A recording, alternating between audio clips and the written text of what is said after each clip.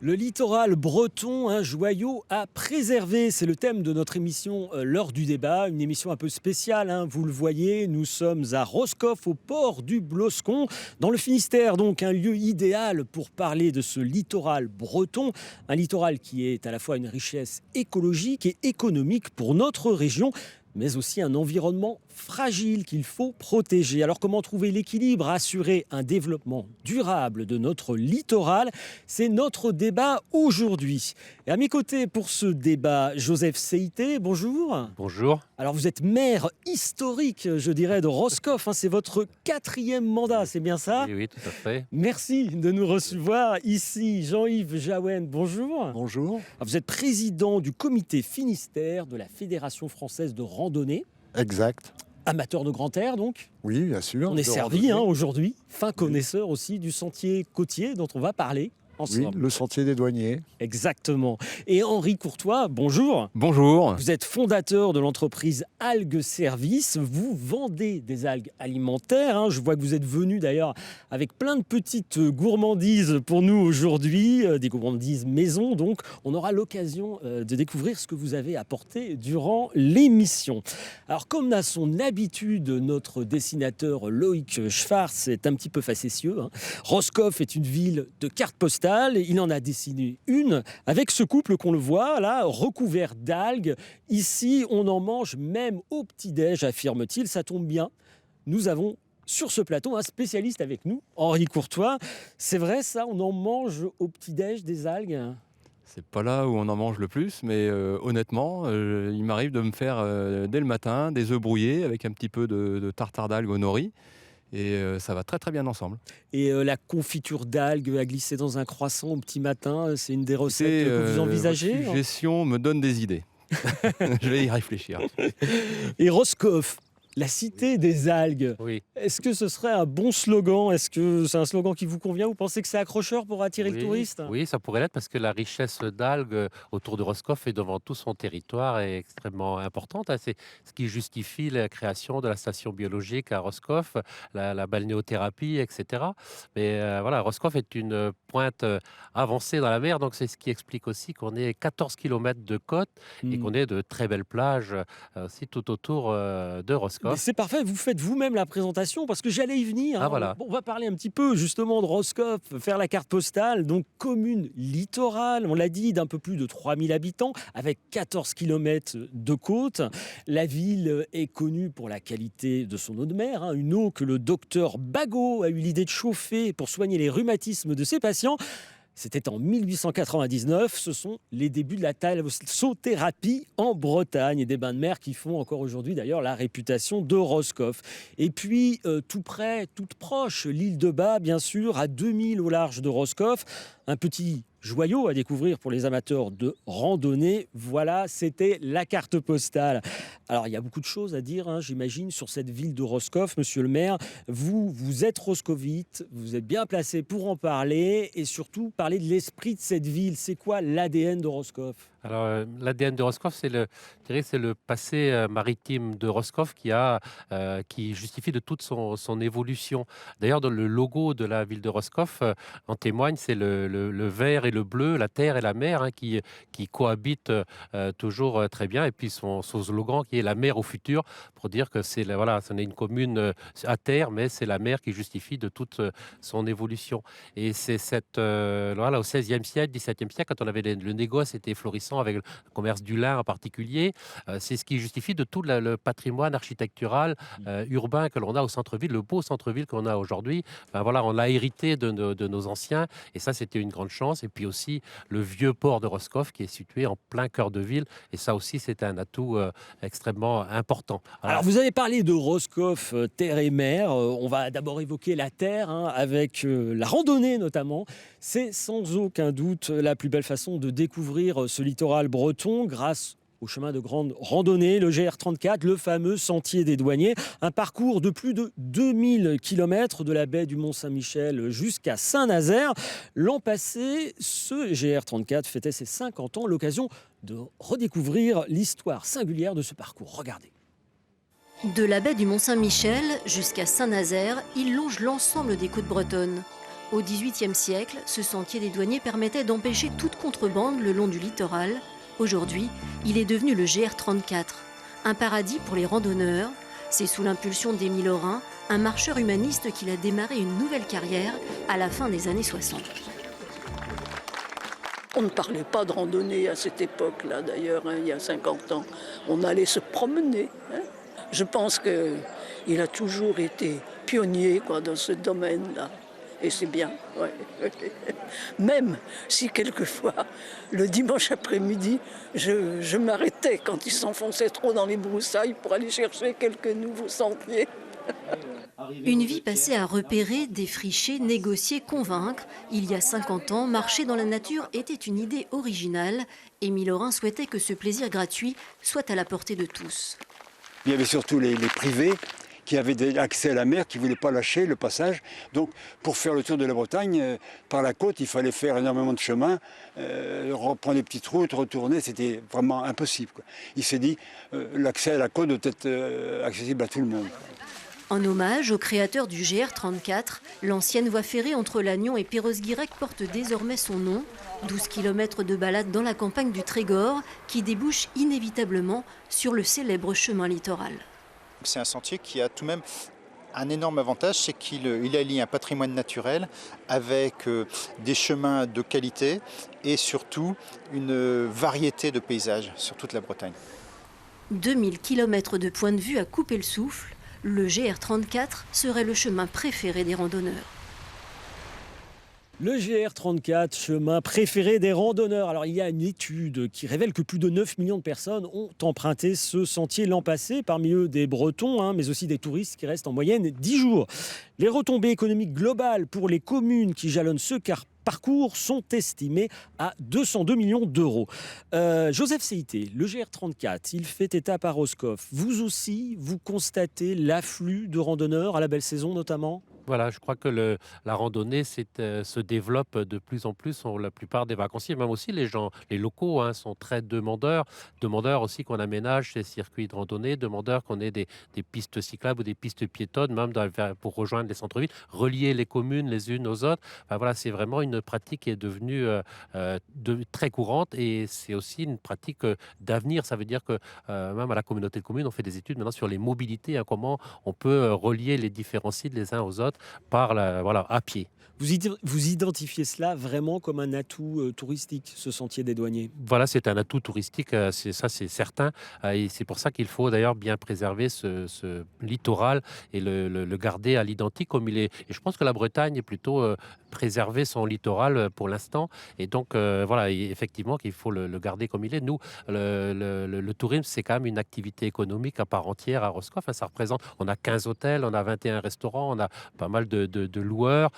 Ça représente derrière des emplois, autant comme l'agriculture ou la pêche. Le tourisme, c'est une activité économique à part entière. Et les sentiers de randonnée sont un pourvoyeur d'attrait pour notre région. Et c'est sûr qu'il faut privilégier, même le développer. Jean-Yves Jaouen, le sentier des douaniers, il est très fréquenté. Est-ce qu'il risque pas de se dégrader finalement ? Est-ce qu'on n'est pas en train de créer des sortes d'autoroutes de randonneurs avec le risque de voir cette nature se dégrader ? C'est tout à fait ça, avec l'engouement maintenant pour la randonnée et pour ce GR34, le sentier des douaniers. Il y a de plus en plus de monde à l'emprunter. C'est un sentier qui est relativement fragile dans certains endroits. Il y a des zones dunaires, des zones humides, des zones escarpées, falaises, qui, avec l'afflux trop important des randonneurs, peuvent s'abîmer. Mais bon, la Fédération de la randonnée pédestre est là avec ses bénévoles et les collectivités territoriales, donc pour entretenir, baliser, entretenir et réparer ce sentier. Qui l'entretient ? C'est la fédération qui s'en occupe ? Alors, ça dépend. La fédération, oui, peut être conviée à des chantiers communs avec les collectivités territoriales ou les municipalités. Mais dans l'essentiel, à partir du moment où la SPPL, la servitude de passage des piétons sur le littoral est appliquée, ce sont les collectivités territoriales, les COMCOM qu'on appelle, les communautés de communes, qui s'occupent de l'entretien du SUGR. Elles peuvent faire appel évidemment à nos équipes de baliseurs et de débroussailleurs pour les aider dans Dans la l'entretien. sécurisation, l'entretien, la construction de platelage, de rambardes, de tout élément donc, de sécurité. Henri Courtois, vous le connaissiez bien aussi, hein, ce sentier des douaniers. Vous l'avez déjà emprunté, j'imagine, plus d'une fois. Je l'adore, j'ai mes petits coins favoris. Mais est-ce que vous êtes inquiet justement, parce que là on entendait Jean-Yves Jaouen nous dire oui, vraiment que c'est aussi un problème cette fréquentation. Vous, c'est quelque chose que vous constatez? Vous êtes un petit peu inquiet? Bah, écoutez, on peut constater des érosions, mais globalement, on voit que y a un excellent travail qui est fait derrière, que je salue. Et on peut toujours justement se balader en bord de mer en toute sécurité et pour profiter pleinement de cet espace qui est vraiment super bien préservé. Mais qu'est-ce qui fait le charme de ce sentier? Pourquoi on dit que c'est l'un des sentiers préférés des Français? Qu'est-ce qui fait son charme? Si je peux me permettre, c'est que vraiment on a un bord de mer qui est différent d'une crique à une autre, hein. Et puis justement aussi tout ce paysage marin qui va défiler, on se balade sans voir le temps passer. Et c'est vraiment un joyau. Alors, oui, pour vous, monsieur le maire, on a dit que c'était un atout touristique, hein, Oui. ce sentier des douaniers. Comment on va faire pour maintenir son état naturel sauvage? Parce que l'enquête que je citais tout à l'heure a censé les demandes d'amélioration que réclament les touristes. Vous avez abordé un petit peu cela tout à l'heure. En fait, ils veulent plus de bancs, plus de coins repos, plus de toilettes. Ils veulent des aires de pique-nique, voire des cafés, des restaurants. Bref, un sentier des douaniers domestiqué. Est-ce qu'on doit l'aménager en ce sens, selon vous? Est-ce qu'on doit transformer ce sentier des douaniers en une promenade quasi urbaine? Alors moi je pense qu'il faut, il faut que le sentier de randonnée soit préservé, surtout le littoral. Après il ne faut pas donc qu'il soit trop aménagé. Sur Roscoff, on a eu l'occasion par l'intermédiaire du Conservatoire du littoral, de racheter la pointe de Peraridi et d'y aménager tout un site de randonnée, mais avec aussi l'accessibilité. Et c'est vrai que ça amène des aménagements assez lourds, mais c'était important parce qu'il y a toute une pointe, il y avait 50 000 mètres carrés, toute une pointe qui a été réaménagée. Mais c'est vrai que ce n'est pas à faire partout, quoi. Il y a des endroits qui le méritent et il y a d'autres, il faut que ça reste plus naturel. Mais il faut que ce soit accessible. On quoi, parlait voilà. d'équilibre à trouver, ça vous fait pas peur un petit peu, vous, monsieur Jaouen, là, ces gens qui voudraient en faire, je ne vais pas dire un parc d'attractions, mais avoir des équipements trop modernes? Non, de faire peur, non. Mais enfin, c'était le but aussi recherché en créant ce sentier de grande randonnée, que les gens l'empruntent et viennent. On n'a pas fait uniquement ce sentier-là pour les randonneurs de la Fédération de la randonnée. Il est fait pour tout le monde. Donc ça génère évidemment des problèmes. Les problèmes, il faut en tenir compte. On les règle, on discute avec le conseil départemental, avec les communautés territoriales, de façon à préserver ce sentier. Il n'est pas évidemment dans l'air du temps d'installer des bancs tous les 5 ou 6 kilomètres sur le GR, mais à certains endroits, effectivement, quand on aborde des communes, des endroits de parking, oui, d'améliorer l'équipement. Hein, mais le but n'est pas d'équiper un sentier de grande randonnée. C'est un sentier aussi d'itinérance. On va dans les parties sauvages. On ne souhaite pas non plus nécessairement trouver tout l'équipement que l'on a dans les zones urbaines. Hein. On souhaite s'évader un petit peu. Voilà, de s'évader. Et le GR34, pour ça, c'est vraiment peut-être celui qui est le plus intéressant. Hein. Henri Courtois, je sens que ça vous démange, vous aussi, de répondre par rapport à cela.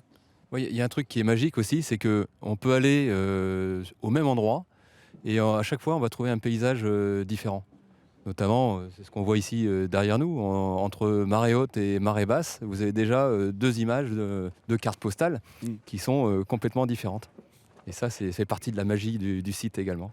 Alors, c'est sensible aussi au niveau des abers, à marée haute ou marée basse. Au niveau des abers, le GR n'a pas du tout le même aspect. Hein. Et suivant les luminosités aussi, hein, c'est pas du tout le même aspect. Si vous le faites dans un sens ou dans un autre, vous n'aurez pas non plus les mêmes photographies, bien sûr.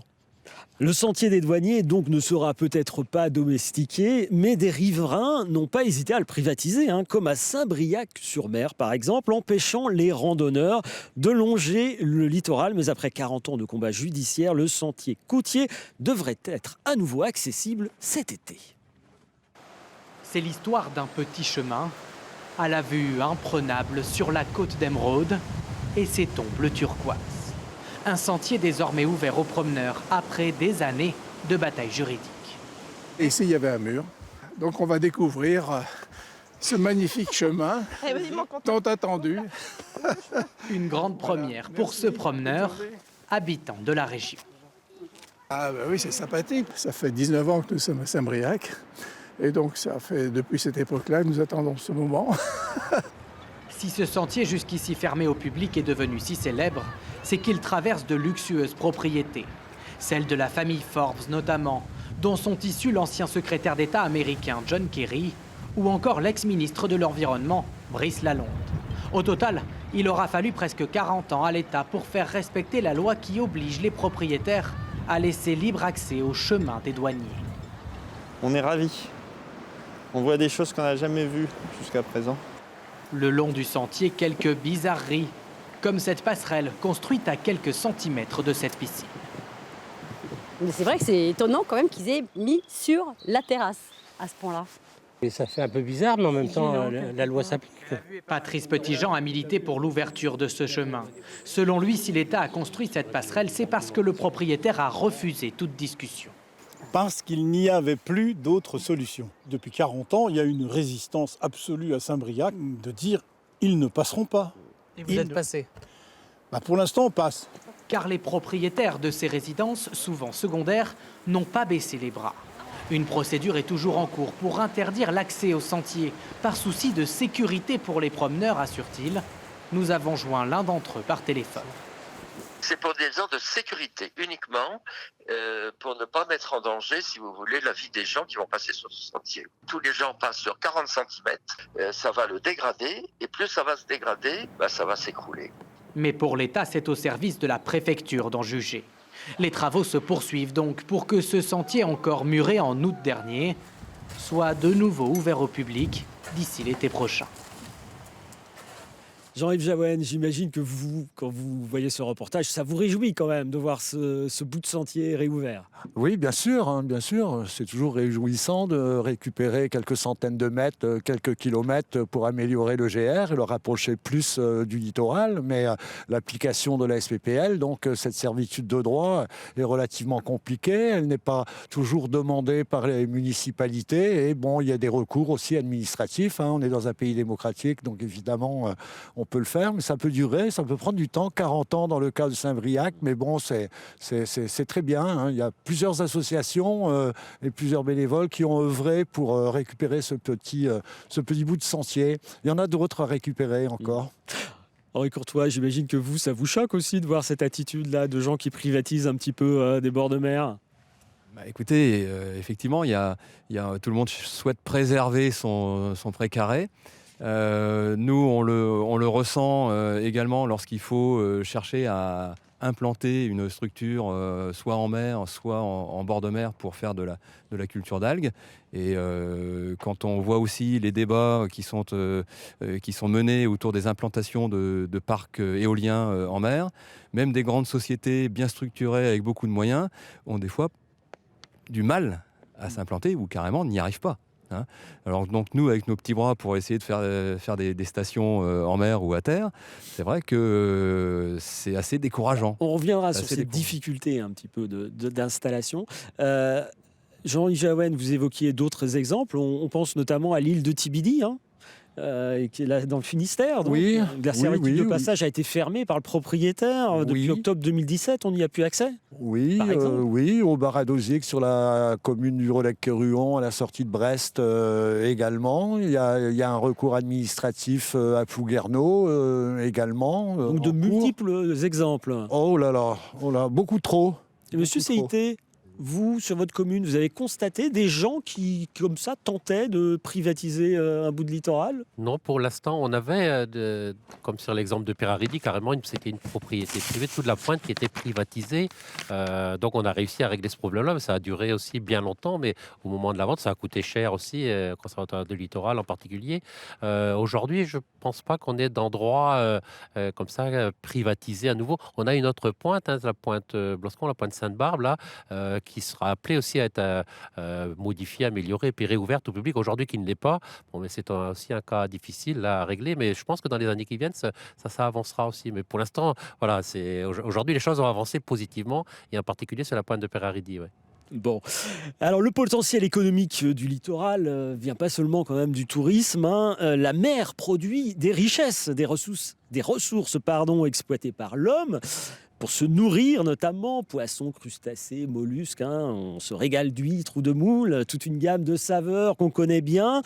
Mais un autre potentiel a été redécouvert récemment, ce sont les algues. Le Finistère est le plus grand champ d'algues d'Europe. Les algues représentent-elles un vrai marché ou sont-elles une chimère économique?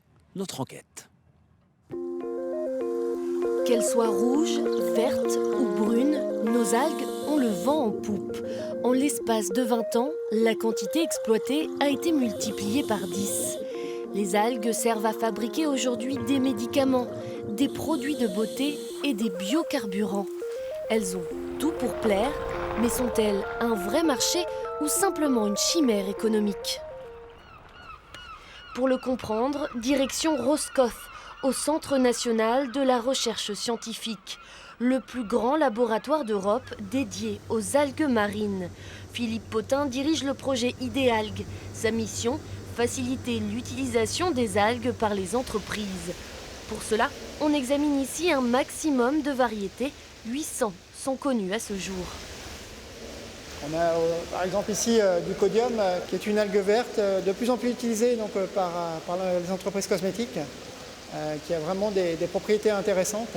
C'est un petit peu notre mission en tant que scientifique de donner les clés aux entreprises qui ont besoin de les produire, de pouvoir approvisionner ces marchés pour le futur. Et parce qu'actuellement, ça peut être un des freins au développement de certaines entreprises qui ne peuvent pas étendre plus leur production parce qu'elles n'ont pas assez de ressources de qualité. Difficile à croire, mais pourtant vrai. La ressource d'algues est limitée. Sur les 600 000 tonnes consommées chaque année en France, seulement 75 000 sont récoltées dans notre pays. Le reste provient le plus souvent d'Indonésie ou d'Israël. Certaines entreprises visent quant à elles le 100% local, comme Agrimer, une usine de cosmétiques de Plouguerneau dans le Finistère, qui a récemment atteint 10 millions de chiffres d'affaires. La raison d'un tel succès, les vertus de l'algue de l'Ouest. L'algue bretonne a la chance de vivre dans un climat qui est assez exceptionnel, mon climat breton. Il y a beaucoup de marées, donc en fait elles vont avoir à résister à des grands marnages. Donc parfois elles vont être exposées aux UV, au sel, au soleil. Et donc du coup ces stress, qui sont positifs pour nous, vont faire qu'elles vont développer des molécules spécifiques qui sont en fait les mêmes molécules que nous on a besoin pour notre peau pour résister au stress aussi de l'environnement. Donc, et en plus on a la chance d'avoir une côte qui est très très longue avec des fonds rocheux, ce qui fait qu'on a une grande variété et une grande diversité en fait d'algues qui poussent dans cette région. On dit en fait qu'on est la capitale internationale de l'algue en Bretagne. Les premiers consommateurs des produits Agrimer sont les pays asiatiques, de grands habitués de ces végétaux marins, y compris dans l'assiette. En France, au contraire, les algues représentent 1% de notre alimentation. Question mentalité.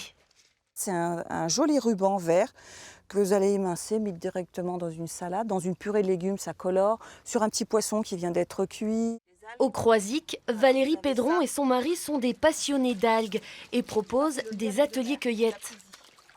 Au travers des ateliers, on sent bien qu'il y a certaines méfiances qui sont dues à des communications aussi qui sont faites autour des marées vertes, qui rendent l'image de l'algue assez négative en fin de compte. Donc il faut éduquer et dans tous les sens. Une fois récoltées, place à la cuisine. Ces petites préparations ne font pas encore l'unanimité. C'est spécial, c'est très fort. J'aime beaucoup parce que c'est frais. On sait qu'il y a plein de vitamines. Déjà, on est en bord de la mer. Ça sent l'iode, ça sent la mer. Et à partir de là, je pense qu'on le mange déjà avec envie. Verra-t-on un jour plus d'algues dans notre quotidien ? Aujourd'hui perçues comme des intruses sur nos plages, ces algues sont peut-être l'or vert de demain. C'est en tout cas un marché prometteur qui emploie plus de 5000 personnes dans l'Ouest. Henri Courtois, vous y croyez à ce marché de l'algue qui se mange. Vous êtes lancé il y a 23 ans dans l'aventure. Comment vous êtes-vous intéressé aux algues ? Alors il y a effectivement 23 ans, et c'était même il y a 25 ans, je découvrais ce qu'étaient les microalgues, et notamment la spiruline. Et à cette époque-là, je faisais beaucoup de sport, hein, de façon notamment du sport d'endurance. Et vraiment, je notais l'effet bénéfique qu'avait cette microalgue sur le coup de barre qui venait beaucoup plus tard lorsqu'on pratiquait beaucoup de sport. Et bon, par contre, au niveau du goût, j'ai pas trouvé mon Eldorado. Et de fil en aiguille, bien sûr, une fois qu'on a prononcé microalgues, et bien après ça, il y a algues, macroalgues, hein, ces algues que l'on voit, que l'on peut cueillir. Et en allant faire justement une petite cueillette lors d'une grande marée, et ramener une poignée de nori, une poignée de laitue de mer, une poignée de dulce, et de s'amuser à faire quelques recettes en cuisine. Là, j'ai vu, mais c'est magique. On a des textures, on a des saveurs qui ne sont pas habituelles. J'ai dit, il y a vraiment quelque chose à faire. En avant. Alors, dans le reportage, on le voit, ça reste quand même un marché de niche pour l'instant. L'algue peine à trouver sa place dans nos cuisines. Il va falloir du temps, un petit peu. C'est clair. Qu'est-ce qui me manque en fait ? C'est clair. Déjà, en 23 ans, on a fait énormément de travail. Mes collègues, mes confrères, mais aussi la cuisine japonaise, tout ça, ce sont des entrants qui font que l'intérêt pour ce végétal est croissant. D'année en année, on est toujours en croissance, hein, depuis 23 ans. Donc, mais c'est clair, il faut éduquer le consommateur parce qu'on n'attend pas après l'algue, on a tout ce qu'il faut pour manger. Donc, il faut vraiment donner envie et faire communiquer justement la passion que nous avons tous. Alors, pour donner envie, d'ailleurs, vous nous avez apporté plein de bonnes choses. Hein. Alors, c'est sans doute pas notre émission qui va forcément faire changer les mentalités concernant les algues, mais quand même, vous pouvez nous faire découvrir un petit peu qu'est-ce que vous nous avez apporté. Là. Alors écoutez, ici nous en fait on est producteurs d'algues. En fait on a 3 métiers. Le premier c'est d'aller au moment des grandes marées cueillir les algues. Le deuxième c'est grâce à notre atelier sur Roscoff qui a l'eau de mer, on peut laver les algues et les débarrasser de leur corps étranger, sable, cailloux, coquillages. Et les conserver parce qu'il n'y a pas des algues disponibles toute l'année. Et donc le troisième métier c'est d'aller ensuite faire des produits finis à base d'algues. C'est-à-dire que comme c'est pas un marché traditionnel, on fait des recettes. C'est pas traditionnel. Donc déjà, j'ai une algue dans les mains, qu'est-ce que j'en fais ? Bon, donc cette étape-là, on s'est dit, autant qu'on la fasse. Hein, l'histoire de dosage, l'histoire d'association. Alors quelle recette ? Vous nous mettez l'eau à la bouche là, mais... désolé, mais c'est aussi le but. Quelle recette vous nous proposez ? Et donc écoutez, nous, le premier produit qu'on est sorti il y a 22 ans, parce qu'en fait c'est 22 ans cette année, c'est un tartare d'algues. D'accord. Qu'on appelle aujourd'hui classique. C'est-à-dire que c'est un mélange de 3 algues, une rouge, une verte, une brune. Ce sont les 3 couleurs d'algues que l'on peut rencontrer sur notre littoral et partout dans le monde. Et puis on les a émincés, on les a marinés dans l'huile d'olive et on les a assaisonnés avec des câbles, des cornichons, de l'oignon, de l'échalote, bien sûr d'ici. Et ça, c'est une petite préparation. Au début, on voulait une préparation pour aller sur un poisson grillé. Donc ça marche très bien sur le poisson grillé. Et il s'avère que malheureusement, le plus pratique, c'était de mettre ça sur un petit morceau de pain. On va essayer ça. Et 90% du temps, c'est un produit qui est consommé à l'apéritif. On va essayer. Donc on peut faire ça avec un petit morceau de pain, avec un petit bâtonnet de légumes. Voilà. Alors, je pose le micro. Je vous laisse préparer ça. Et Monsieur Jaouen, Monsieur Seité, vous qui êtes du coin ou du Finistère, vous avez déjà goûté un petit peu ces algues ? Oui, personnellement, j'ai déjà goûté, sous forme de petits toasts comme ça, ou même dans des cakes aux algues. J'ai déjà goûté ça, oui. C'est intéressant, mais bon, c'est original. C'est original, inhabituel par ici, mais ma foi, ça se mange, ça se déguste même. Là, la recette, un poisson grillé avec ce genre d'algues dessus, ma foi, ça doit être très vous, Monsieur Seité ? Oui, j'ai eu l'occasion et c'est vrai qu'en apéritif, je trouve ça excellent aussi, tous ces tartares, il y a des goûts différents et c'est vrai que c'est un plaisir de découvrir parce qu'il y a ça aussi, on n'a pas l'habitude et c'est ce qui fait toute la qualité souvent de ces dégustations.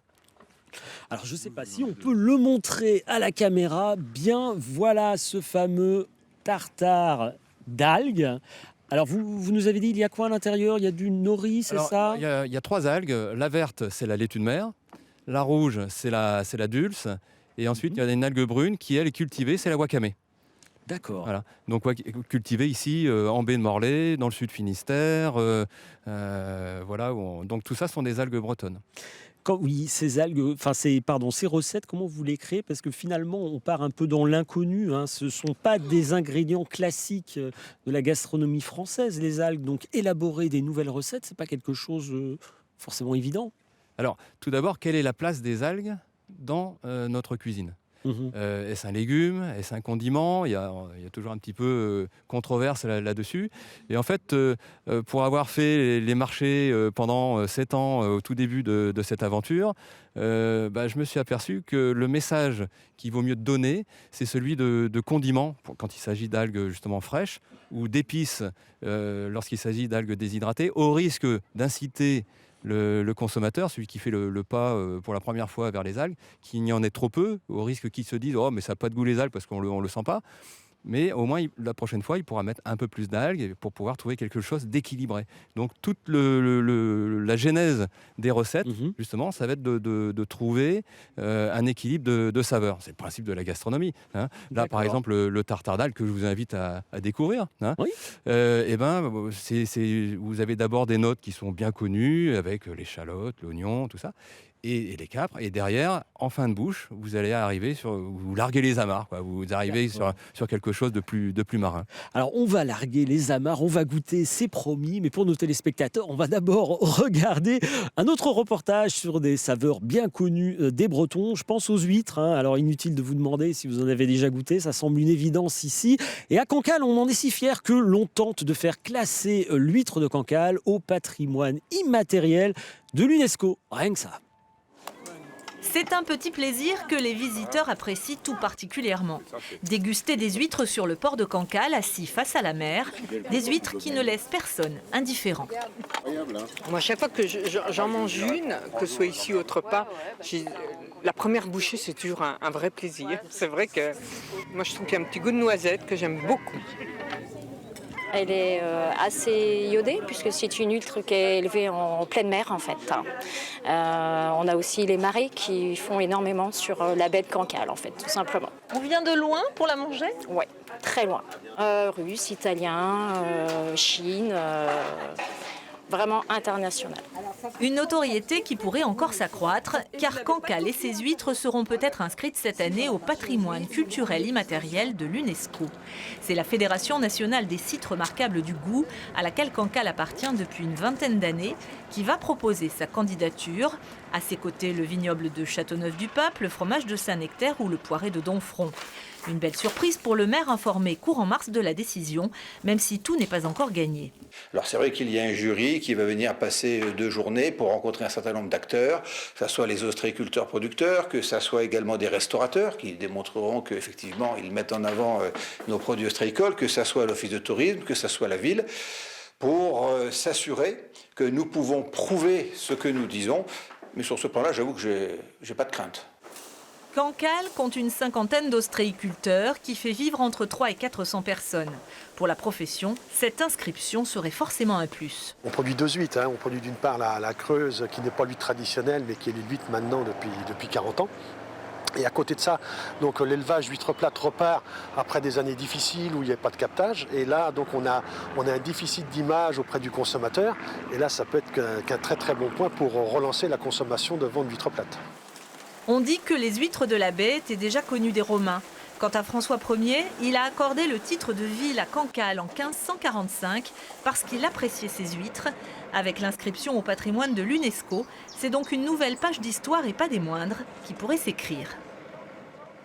Messieurs, j'imagine que ça vous donne des idées. Hein. Pourquoi ne pas essayer de faire classer l'algue de Roscoff au patrimoine immatériel de l'UNESCO? Oui, ce serait sûrement une très belle idée. Hein. On y pensera. Alors ça peut paraître anecdotique, hein, mais ce qui est marquant quand on voit ce reportage, c'est que c'est un produit de la mer, du littoral, qui définit aujourd'hui la ville de Cancale. Quand on pense à Cancale, on pense forcément à l'huître de Cancale. Ça fait partie de l'identité même de la ville, de son rayonnement. C'est pour ça que je vous pose la question, finalement, est-ce que c'est une piste aussi pour faire rayonner Roscoff? Ah, sûrement. Aujourd'hui, je vois quand des journalistes nationaux viennent sur Roscoff faire des reportages, c'est toujours ce qui leur plaît. Il faut une originalité. Et là, vraiment, l'algue, c'est quelque chose qui sort de l'ordinaire et c'est une découverte. Et puis, il y a beaucoup à apprendre. Et les vacanciers, comme le locaux d'ailleurs, aiment bien connaître toute cette histoire-là. On a 2 produits, nous, qui plaisent beaucoup, les algues toujours, et puis l'appellation d'origine protégée pour l'oignon de Roscoff. Voilà. Et c'est aussi un produit voilà, différent qu'on ne trouve pas ailleurs. Ben voilà, l'algue, c'est pareil, mais c'est important de promouvoir pour une ville, pour la notoriété d'une ville, c'est important, évidemment. Alors, je précise quand même pour les téléspectateurs qu'on a bien mangé ce tartare et qu'il était délicieux, mais c'est difficile de tenir un micro et de manger en même temps. Donc, on l'a entendu dans un reportage précédent aussi, la ressource en algues, même si elles sont délicieuses, eh bien, cette ressource, elle est limitée. C'est d'ailleurs le cas pour tous les produits qui nous viennent finalement de l'océan. Dans le parc marin d'Iroise, on surveille donc de près les fonds marins pour éviter que l'homme ne déséquilibre ces fragiles écosystèmes. Beau temps belle mer dans l'archipel de Molène. Des conditions idéales pour la mission du jour de ces agents du parc marin d'Iroise, recueillir des échantillons de merle. Ces petites algues qui ont longtemps servi d'engrais pour les cultures agricoles sont prélevées par 10 mètres de fond. Le merle, c'est une algue encroûtante qui a un habitat sensible et remarquable. Donc, comme le parc marin est aussi un outil de préservation du milieu marin, on se doit d'avoir un suivi sur ce type de milieu. C'est un milieu qui, par sa richesse et représente un habitat qui va attirer les espèces pour la reproduction, pour le nourrissage. Enfin, c'est un habitat vraiment important. De retour dans les locaux du parc, il s'agit maintenant d'analyser les prélèvements. L'objectif de la manip, c'est donc de référencer en fait le merle vivant. Et donc ensuite, on le dispose sur la grille et on va calculer le nombre de petits carrés qui sont recouverts par le merle vivant. Et ça va nous donner un indice de vitalité des sites, quoi. Pour le merle, comme pour d'autres espèces, les résultats de ces analyses contribuent à faire connaître au conseil de gestion du parc marin l'état de la ressource. Une aide précieuse quand il s'agit d'autoriser ou non l'installation d'une activité en mer, comme des parcs à huîtres par exemple. Grâce à nos prélèvements, ça nous donne un petit peu un état de santé des fonds marins. Et en fonction de ça, on peut dire, là, ok, on peut envisager une activité économique durable ou non, là il y a des très beaux bancs de merle, donc on va essayer d'éviter cette zone-là et prospecter ailleurs, quoi. C'est là tout l'intérêt mais aussi la difficulté du parc, permettre le développement des activités économiques en mer d'Iroise tout en préservant la ressource naturelle. Alors, on a entendu ces derniers mots, préserver la ressource naturelle. J'imagine que c'est une problématique, excusez-moi.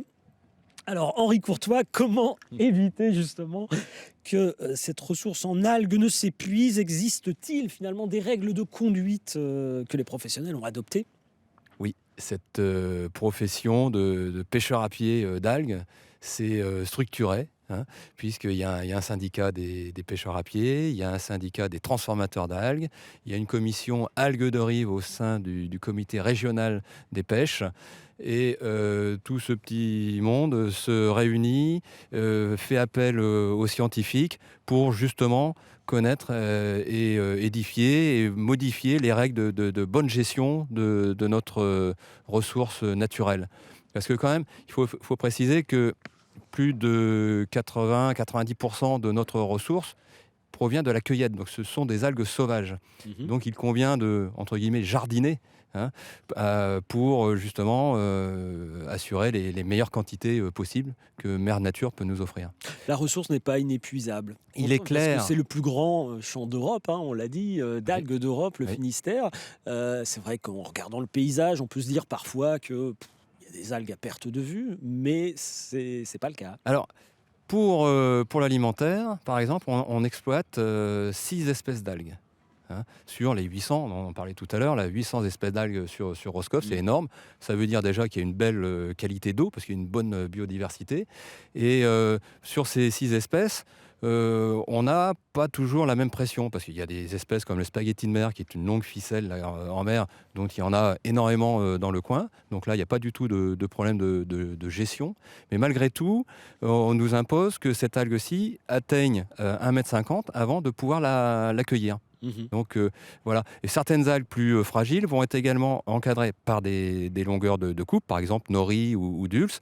Elles doivent faire 25 cm et elles sont également encadrées par des périodes de pêche. C'est-à-dire qu'on va éviter de les récolter tout simplement pendant leur période de reproduction. Comment concilier activité humaine, économique et protection de l'environnement sur notre littoral? La question est épineuse dans notre région. Les agriculteurs de bord de mer sont dans le collimateur, jugés responsables de la prolifération des algues vertes. La situation semble cependant s'améliorer. L'an passé, 20 000 tonnes d'algues vertes ont été ramassées en Bretagne. C'est la plus faible quantité depuis 2002. Et on constate aussi une baisse de la teneur en nitrate dans les cours d'eau grâce aux efforts des agriculteurs conscients de leur part de responsabilité, à l'image de cet éleveur que nous avons rencontré à Tréguin. Installé en GAEC à Tréguin, Nicolas Dagorne élève une centaine de vaches laitières et 250 bovins. Pour les nourrir, il cultive 200 hectares de terre où poussent maïs, céréales et betteraves. Ces terrains, hérités de ses parents, sont situés sur le bassin versant du Moros. Et donc ici, on a le bras de mer qui est en fait l'arrivée du ruisseau qui vient jusqu'à la ferme, qui est à l'autre bout de la commune, de l'autre côté. Nicolas Dagorne a participé au projet Parchemin dirigé par Alix Lévin, ethnologue à l'INRA. Les chercheurs étudient la place de l'agriculture sur 5 sites du littoral breton, dont la baie de la Forêt.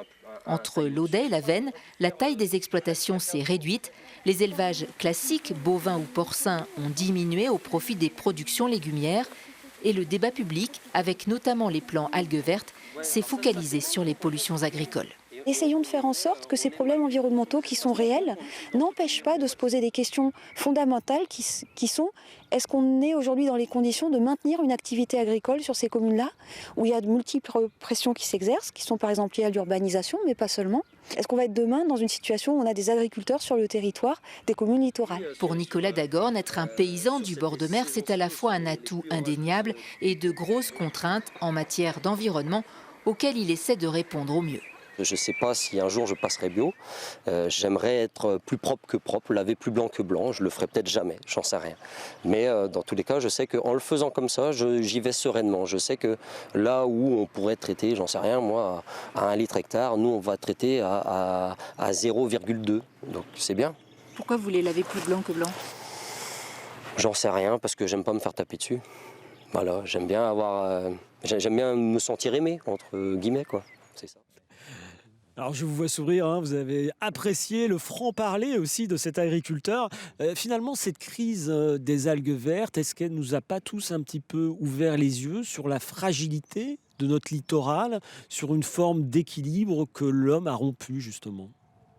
Oui, c'est sûr qu'il y a une fragilité du littoral, mais aujourd'hui, je crois, et le monde agricole aussi, et là c'est un témoignage, a pris conscience de ces problèmes et fait, mais ça fait déjà depuis pas mal d'années, mais après c'est long évidemment d'avoir le retour en arrière, d'avoir les évolutions.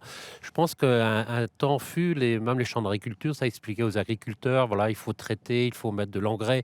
Aujourd'hui, les choses ont évolué, on s'est rendu compte que c'était pas le bon chemin, il y a une évolution contraire qui se fait, mais voilà, le temps que ça arrive à être adopté partout, mais aujourd'hui il y a une évolution, c'est sûr, vers ça, vers la protection du littoral, de l'environnement et de tous, toute la population a pris conscience de ça, je crois. Henri Courtois, les algues vertes, c'est une mauvaise pub pour les algues? C'est clair que si on parle d'algues vertes, ça ne va pas être bon pour notre business. Mais il faut savoir derrière que nous, à la cueillette, parce que les algues vertes dont on parle, ce sont des algues qui grandissent comme ça, librement dans l'eau. Et qui vont s'échouer après. Alors, quand une algue échouée, c'est des algues qui vont être reprises derrière par les agriculteurs pour amender la terre. Ça, c'est un bon exercice. Après ça, le tout, ce sont les équilibres. Mais en ce qui nous concerne, lorsqu'on va au moment des grandes marées, à marée basse, cueillir les algues, cette fameuse laitue de mer, c'est une algue verte, on en manque. Et ça, on est obligé d'avoir recours à l'aquaculture pour subvenir à nos besoins. Donc c'est un peu un paradoxe par rapport à cette image d'algue verte. Mais justement, la loi littorale permet de protéger nos côtes, on l'a vu, d'éviter un bétonnage excessif, préserver un environnement naturel. C'est finalement un atout économique aussi pour attirer les touristes. Mais ça peut être aussi un frein au développement économique. Parfois, vous en faites finalement l'amère expérience. Écoutez, moi je suis partagé, forcément, parce que j'ai envie de pouvoir installer des infrastructures en bord de mer pour pouvoir faire de l'aquaculture. Et d'un autre côté, j'adore la beauté du paysage en tant que citoyen, en tant que pratiquant du GR34. Voilà. Mais il est clair que ce débat-là, c'est un débat qu'il faut avoir et qu'on a justement avec la mairie, avec la communauté de communes, avec le pays de Morlaix, avec la région, puisqu'on est quand même soutenu aussi jusqu'à la région, pour justement faire que cette filière algues se développe et trouver justement les endroits où il serait possible demain de venir s'installer. C'est un exercice qui est toujours en cours, mais pour lequel il y a eu une excellente étude justement avec Investir en Finistère et le département, où on sait sur une bande de 2 km de terre sur l'ensemble du Finistère, et à quels endroits il serait possible de venir s'implanter, malgré le millefeuille Natura 2000. On voit un dessin d'ailleurs de notre dessinateur Loïc Schwartz. Votre rêve, vous installez, alors là vous êtes vraiment collé au littoral. Et les pieds dans l'eau. Ça, la loi littorale, je ne suis pas sûr qu'il serait trop d'accord. Écoutez, ce sont des compromis, parce que nous, c'est vrai, en tant qu'on est là pour l'alimentaire, il y a aussi une station biologique ici qui a plein de projets autour du monde de la mer. Et en fait, comment faire déboucher ces projets-là? Il n'y a pas que les projets de algues service. Non, il y a toute une réflexion à mener sur le territoire, à savoir à quel endroit on fait atterrir. Et sachant qu'il y a un problème de ressources, on l'a dit, et que finalement, l'algoculture, c'est-à-dire élever les algues en bassin, c'est aussi éviter d'en prélever dans l'environnement naturel, peut-être. C'est de toute manière, in fine, il y a une gestion de la ressource qui est faite, c'est indéniable, il y a un guide des bonnes pratiques, tout ça, donc on améliore nos scores, si on peut dire, pour ce qui est avec du respect des algues sauvages, mais le développement véritable de la filière algue, parce qu'on voit que d'année en année, la consommation évolue, et si c'est pour demain importer davantage d'algues encore, alors qu'il y a des possibilités ici, avec une qualité d'eau, donc il y a vraiment une carte à jouer. Vous ressentez ça aussi, Monsieur Cité? Vous dites que ce sont des opportunités économiques qui sont perdues, là? Oui, voilà, parce que qui mériteraient d'être préservées. Parce que je pense que la loi littorale, c'est une très bonne loi. Et bien évidemment, il faut la maintenir et la préserver comme elle est. Et puis nous, on la pratique tous les jours, puisque, en particulier à Roscoff, puisqu'on a la loi littorale s'applique partout. Donc, mais on s'y est adapté, puis on trouve des compromis, et ça fonctionne très bien, puis ça préserve le littoral. Là-dessus, il n'y a pas de souci. Par contre, c'est vrai, quand il y a des demandes, comme celle d'Henri Courtois, d'installer une entreprise qui travaille les algues, pourtant c'est entièrement lié à la mer, et ben là on nous dit non, on pouvait pas vous mettre au bord de mer, il faut rentrer dans les terres. Et c'est là que je pense qu'on devrait même mettre en place peut-être une commission, peut-être présidée par le préfet, qui pourrait dire ben voilà, dans tel cas précis, parce que là on ne dénature pas l'environnement puisque c'est une entreprise qui travaille avec la mer, quoi. Et ben de dire peut-être qu'il y aurait des possibilités d'installation, ou qu'il y aurait des dérogations possibles. Et là aujourd'hui c'est vrai que c'est appliqué de façon rigide, et c'est là que c'est difficile à accepter parfois, parce qu'on se dit nous on a plusieurs entreprises liées aux algues sur Roscoff qui aimeraient bien toutes se développer, qui sont toutes bloquées, et je trouve que c'est bien dommage, oui. Monsieur Jaouen, trouver l'équilibre, oui, c'est difficile, parce que j'imagine que vous dites aussi, faites partie plutôt des personnes qui souhaiteraient préserver justement ces traits de côte, éviter trop d'installations, non? Bien sûr, nous sommes pour la préservation du trait de côte, mais moi je rejoins ce que disent mes deux collègues. Là, il doit y avoir une attitude concertée. On ne peut pas empêcher non plus les industriels, les activités industrielles ou scientifiques de s'installer sur le littoral. Il faut trouver la bonne mesure, le bon équilibre par la concertation, et c'est ce qu'on fait avec nous à la Fédération de la randonnée, avec des municipalités comme celle de Roscoff ou le conseil départemental, pour qu'il y ait un équilibre entre l'économie, le tourisme et la préservation de notre littoral. Mais ça, c'est quelque chose qui est très important pour les Bretons, pas uniquement pour les Finistériens. Nos collègues des Côtes-d'Armor, du Morbihan, Ille-et-Vilaine aussi. Le GR34, c'est un projet breton. On a les mêmes idées, la même volonté de préserver notre littoral avant tout, mais aussi l'intérieur de notre territoire. C'est une terre à préserver, la Bretagne. Mais c'est une terre sur laquelle on travaille. Et nous n'empêcherons jamais donc les professionnels et les industriels de travailler de la mer. Au contraire, ils l'entretiennent de par leur culture. Vous voulez rajouter quelque chose, monsieur Courtois? Imaginez demain, vous baladez sur le GR34 et vous passez à côté d'une ferme aquacole avec tous ces bassins. Et il faut savoir aussi que justement, lorsque vous élevez des algues, vous piégez le carbone. Donc voilà, c'est aussi un plus pour l'environnement. Très rapidement, monsieur CIT, la loi littorale elle renforce aussi la pression foncière avec des prix de plus en plus élevés pour les terrains constructibles. Des jeunes qui ont du mal à s'installer, c'est quelque chose qui vous inquiète, j'imagine? Oui, nous, on a, enfin, sur Roscoff en particulier, un vrai souci parce que la commune est petite en surface, elle est déjà très urbanisée. Et donc, nos jeunes, oui, ont du mal à trouver des terrains à des prix abordables ou des maisons à des prix abordables. Et c'est vrai que ça, c'est plus des retraités, des jeunes retraités, alors qu'ils viennent s'installer sur Roscoff, qui vendent leur maison dans les grandes villes et qui ont les moyens de mettre de la plus-value sur ce qui est à vendre. Alors ça, c'est un gros problème. On essaye de lutter contre ça. On a lancé un projet immobilier là sur le quartier de la Gare. On a racheté tous les délaissés terrains autour de la gare SNCF pour justement faire 160 logements qui sont là programmés et destinés donc aux primo-accidents, aux jeunes qu'on a du mal à avoir sur Roscoff. Oui. Et promettre aussi un renouveau économique, garder les jeunes et garder une activité de bord de mer, ne pas en faire quelque chose de figé. Non, voilà, mais je dirais c'est important parce qu'on a mis en place un agenda 21 à Roscoff. On était peut-être une des premières communes bretonnes à mettre ça en place après le département et la région. Et là, on essaye de mettre à équivalence l'entreprise. Je suis désolé, mais c'est la fin de cette émission. Voilà.